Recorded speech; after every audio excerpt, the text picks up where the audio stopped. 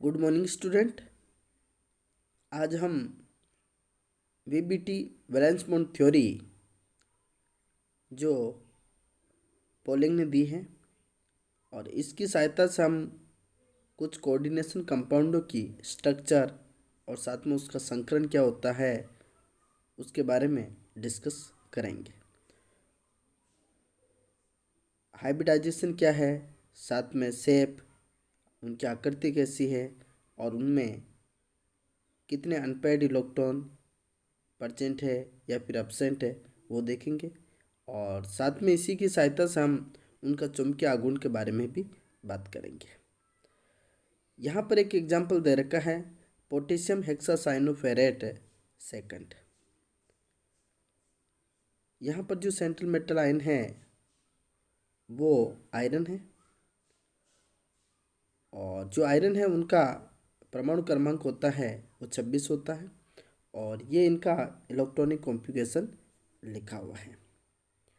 ठीक है, और यहाँ पर देखो कि आयरन का यहाँ पर ऑक्सीडेशन नंबर +2 है, यानी कि ये +2 ऑक्सीडेशन स्टेट में है। इस स्थिति में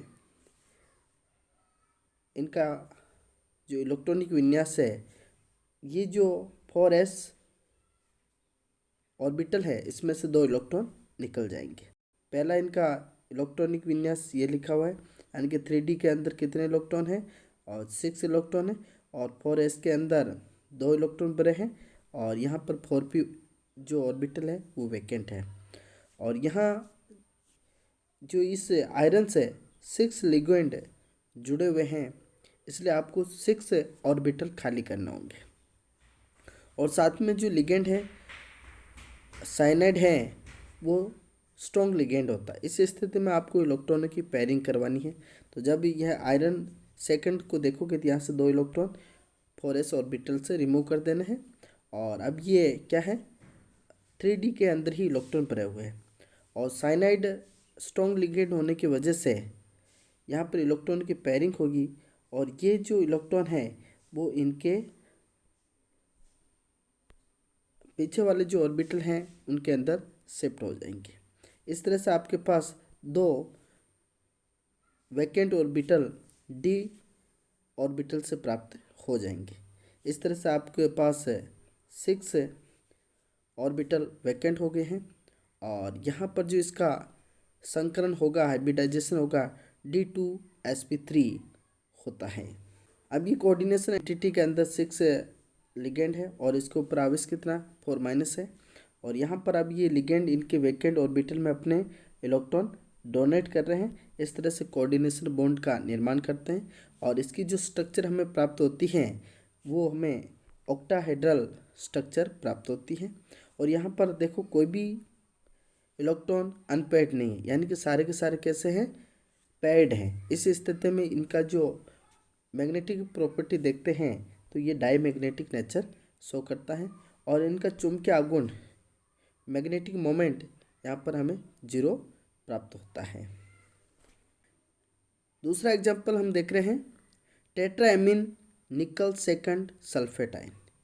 यहाँ पर देखो ये जो निकल है 3D8 4s2 है ना, और यहाँ पर अब ये निकल है, इसका जो ऑक्सीडेशन स्टेट देखते हैं तो +2 होता है और ये जो 3D के अंदर 8 इलेक्ट्रॉन भरे हुए हैं और 4s के अंदर 2 इलेक्ट्रॉन है और यहाँ से 2 इलेक्ट्रॉन रिमूव होने के बाद जो आपके 4s ऑर्बिटल है उसमें से 2 इलेक्ट्रॉन निकल जाएंगे और यहाँ पर देखो लिगेंड 4 है। इस स्थिति में आपको 4 ऑर्बिटल वैकेंट चाहिए, तो यहाँ पर हमारे पास 4 ऑर्बिटल वैकेंट है। इस स्थिति में आपको पेयरिंग कराने की ज़रूरत नहीं है। ठीक, तो अमोनिया वैसे वीक लिगेंड है तो यहाँ पर कोई इलेक्ट्रॉनों की पेयरिंग नहीं होगी और इस स्थिति में यहाँ पर जो संकरण आएगा वो sp3 आता है sp3 संकरण आता है और ये कॉम्प्लेक्स आयन है। और यहाँ पर देखो कि ये जो अमोनिया है, इन्होंने चारों ने अपने इलेक्ट्रॉन इस वैकेंट ऑर्बिटल के अंदर दे रखे हैं। इस वजह से यहाँ पर कोऑर्डिनेशन बॉन्ड का फॉर्मेशन हो रहा है और इसकी जो स्ट्रक्चर होगी वो टेट्राहेड्रल चतुष्फलक की संरचना होती है और इसमें अनपेयर्ड इलेक्ट्रॉन 2 प्रेजेंट है, इसलिए ये पैरामैग्नेटिक नेचर शो करते हैं। और इनका चुंबकीय आघूर्ण √8 या फिर 2√2 बोर मैग्नेट्रॉन हमें देखने को मिलता है।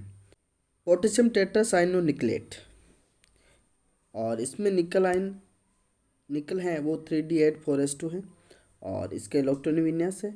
और यहाँ पर भी निकल सेकंड ऑक्सीडेशन स्टेट में है, तो 3d में जो ऑर्बिटल है उसमें 8 इलेक्ट्रॉन होंगे, और 4s जो ऑर्बिटल है वो वेकेंट हो जाएगा, क्योंकि यहाँ पर 2 इलेक्ट्रॉन रिमूव कर दिया हमने। और यहाँ पर कितने ऑर्बिटल हैं, कितने लिगेंड है, 4 लिगेंड है, इसलिए हमें 4 ऑर्बिटल वेकेंट चाहिए। और यहाँ पर साइनाइड है जो कि स्ट्रॉन्ग लिगेंड होने की वजह से यहाँ पर इलेक्ट्रॉन की पेयरिंग हो जाएगी, और इस वजह से ये जो डी ऑर्बिटल है वो वेकेंट हो जाता है एक। तो यहाँ पर आपको DsP2 यहाँ पर इनका संकरण आपको देखने को मिलता है इस कोऑर्डिनेशन कंपाउंड में, ठीक है। और 4 जो साइनोलिगेंड है वो इसमें इन वेकेंट ऑर्बिटलों के अंदर अपने इलेक्ट्रॉन देंगे, और इस तरह से कोऑर्डिनेशन बॉन्ड का फॉर्मेशन करते हैं। और इसकी जो स्ट्रक्चर बनती हैं वो स्क्वायर प्लेनर स्ट्रक्चर, वर्ग समतलीय इसकी संरचना होती है। यहाँ पर देखो कोई भी इलेक्ट्रॉन अनपेयर्ड नहीं है, यानी कि सारे के सारे पेयर्ड इलेक्ट्रॉन है।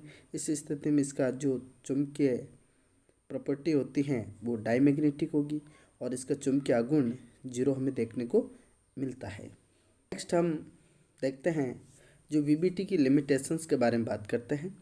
VBT जो कि स्पिन पेयर व स्पिन फ्री कॉम्प्लेक्स के निर्माण की व्याख्या नहीं करता है। VBT कॉम्प्लेक्स की जो कलर प्रॉपर्टी होती हैं उनकी भी व्याख्या नहीं करती है। VBT चुंबकीय गुणों की मात्रात्मक व्याख्या नहीं कर पाती है, और विभिन्न कॉम्प्लेक्सेस की जो विकृत आकृति होती है, स्ट्रक्चर संरचना होती हैं, उनकी भी ये व्याख्या नहीं कर पाता है। कॉम्प्लेक्स के बनने में हुए ऊर्जा परिवर्तन की भी ये व्याख्या नहीं कर पाता है। तो इस तरह से इसकी कुछ लिमिटेशंस है जो आपको ध्यान में रखनी है।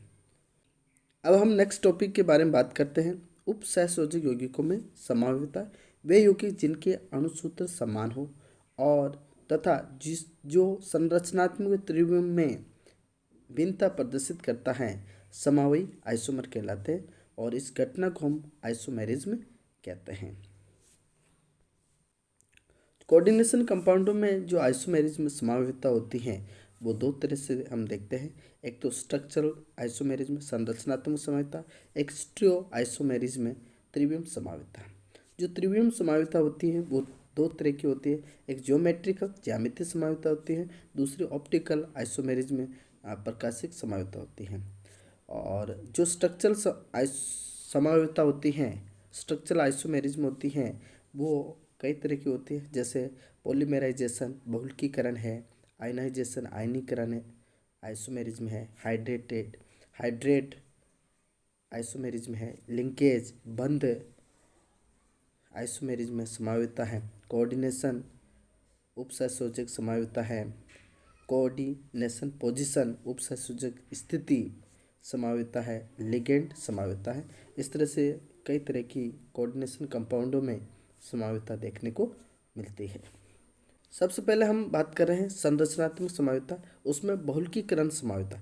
इस आइसोमर में मोलिकुलर फॉर्मूला होता है वो अलग होता है, लेकिन उसका मूलानुपाती सूत्र हमें समान देखने को मिलता है। जैसे यहाँ पर 2 कोऑर्डिनेशन कंपाउंड है, और इसमें कोबाल्ट कितना 1 है, तो यहाँ पर 1 लिखा हुआ है। और जो अमोनिया है वो लिगेंड का काम कर रहा है, साथ में क्लोरीन भी लिगेंड का काम कर रहा है। तो अमोनिया यहाँ पर 3 है और क्लोरीन 3 है, ठीक। और यहाँ पर दूसरा जो कोऑर्डिनेशन कंपाउंड दे रखा है, इसमें देखो कि जो कोबाल्ट है वो 1 और 2 है, तो यहाँ पर हमने 2 लिखा है। और साथ में इसके अमोनिया लिगेंड 6 हैं और क्लोरीन भी 6 हैं, तो यहाँ पर 6 कर दिए हैं। और ओवरऑल को काटोगे तो यहाँ पर 1:3:3 आ रहे हैं, यानी कि ये जो कंपाउंड है और इस कंपाउंड का जो मूलानुपाती सूत्र एम्पिरिकल फॉर्मूला होता है वो हमें समान देखने को मिलता है। ये बहुलकीकरण समावयवता कहलाती हैं। अगला देखो कि आयोनाइजेशन आइसोमेरिज्म आयनीकरण समावयवता। इस समावयवता में अणु में संकुल आयनों के भीतर व बाहर के ऋणायनों की अदला बदली हो जाती है, और इसे हम आयनीकरण समायुक्ता कहेंगे। जैसे यहाँ पर देखो ये एक कंपाउंड है, इसमें क्लोरीन बाहर की तरफ अंदर की तरफ है और सल्फेट बाहर की तरफ है। एक दूसरा जो इसका कंपाउंड है वो इसमें क्लोरीन बाहर की तरफ चला गया है और साथ में सल्फेट अंदर की तरफ आ गया है। इस तरह की समायुक्ता को हम आयनाइजेशन समायुक्ता कहते हैं। नेक्स्ट इसमें देखो ये जो कॉम्प्लेक्स है इसके अंदर ब्रोमीन बाहर की तरफ है, ठीक है, और यहाँ पर देखो क्लोरीन अंदर की तरफ है। तो साथ में यहाँ इस वाले कॉम्प्लेक्स में देखो कि जो कंपाउंड है इस वाले कंपाउंड में देखो कि यहाँ पर क्लोरीन बाहर की तरफ आ गया है और ब्रोमीन अंदर की तरफ आ गया है। तो इस प्रकार की समायुक्ता को हम आयनीकरण समायुक्ता कहते हैं। हाइड्रेट आइसोमेरिज्म, ये जो आयनाइजेशन आइसोमेरिज्म का ही एक विशिष्ट प्रकार है, लेकिन इसमें संकुल आयन के भीतर व बाहर की स्थिति में अंतर परिवर्तन होने वाले लिगेंड में केवल क्या होता है, जल होता है।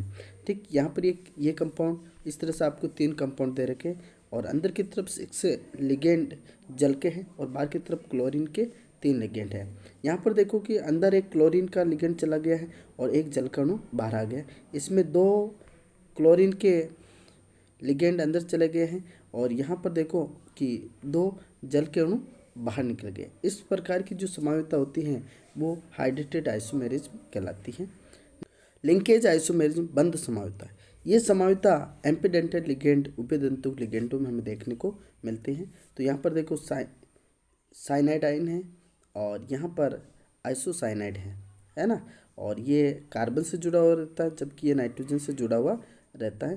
तो ये जो यहाँ पर लिगेंड है वो साइनाइड जो कि उभय दंतु लिगेंड का काम करता है, एम्पीडेंटेड लिगेंड होता है। तो इसमें ये साइनाइड है और ये आइसोसाइनाइड है। यहाँ पर देखो NO2 यहाँ पर नाइट्रोजन से जुड़ा हुआ है जबकि ये ऑक्सीजन से जुड़ा हुआ रहता है। तो ये जो एम्पीडेंटेड लिगेंड होते हैं उनकी वजह से जो हमें आइसोमेरिज्म देखने को मिलता है उसे हम लिंकेज आइसोमेरिज्म कहते हैं। लिगेंड आइसोमेरिज्म, ये समायुक्ता स्वयं लिगेंड द्वारा प्रदर्शित की जाती है। देखो ये जो कॉम्प्लेक्स है यहाँ पर 1,3-डायमीन प्रोपेन है जबकि यहाँ पर ये 1,2-डायमीन प्रोपेन है। ये लिगेंडों के द्वारा प्रदर्शित की जा रही है, इसलिए इसे हम लिगेंड आइसोमेरिज्म कहते हैं। कोऑर्डिनेशन आइसोमेरिज्म उपसहसंयोजक समायुक्ता क्या होती है, जब किसी यौगिक का धनायन व ऋणायन दोनों ही उपसहसंयोजक संकुल रूप में होते हैं तो उन दोनों संकुल आयनों में लिगेंडों के अंतर परिवर्तन से ये समायुक्ता बनती है। इसे हम कोऑर्डिनेशन आइसोमेरिज्म में उपसहसंयोजक समायुक्ता कहते हैं। यहाँ पर देखो कोबाल्ट और जो कि अमोनिया के साथ में कॉम्प्लेक्स बना रखा है और क्रोमियम क्लोरीन के साथ में कॉम्प्लेक्स बना रखा है। यहाँ पर ये आपस में एक्सचेंज हो जाते हैं। तो यहाँ पर देखो क्रोमियम के साथ में अमोनिया के लिगेंड आ गए हैं और कोबाल्ट के साथ में क्लोरीन के लिगेंड आ गए हैं। इस प्रकार की जो समायुक्ता होती हैं उसे उपसहसंयोजक समायुक्ता कहते हैं। अगला देखो कोऑर्डिनेशन पोजीशन आइसोमेर, इस प्रकार के आइसोमेरिज्म ब्रिज कंपाउंड में हमें देखने को मिलते हैं, एग्जिस्ट होते हैं। तो यहाँ पर जो क्लोरीन है ये ब्रिज लिगेंड का काम कर रहे हैं और ये 2 कोबाल्ट है और इसके जो लेफ्ट साइड देखो कि 2 तो अमोनिया के लिगेंड है और 2 क्लोरीन के लिगेंड जुड़े हुए हैं। इसी तरह से इस लेफ्ट हैंड साइड की तरफ 4 अमोनिया के लिगेंड जुड़े हुए। यहाँ पर जो अगला एग्जांपल है इसमें एक क्लोरीन है वो इस तरफ लेफ्ट हैंड साइड की राइट से लेफ्ट हैंड साइड की तरफ चला जाता है और अमोनिया इधर चला गया राइट हैंड साइड की तरफ, यानी कि इधर 3 अमोनिया और 1 क्लोरीन हो जाएगा। इसी तरह से इधर 3 अमोनिया और 1 क्लोरीन हो जाता है। तो ये जो कोऑर्डिनेशन पोजीशन आइसोमेरिज्म होता है वो हमें ब्रिज कंपाउंड के अंदर देखने को मिलती है। तो आई होप आज का लेक्चर आपको समझ में आया होगा। आज के लिए इतना ही काफ़ी। Thank you.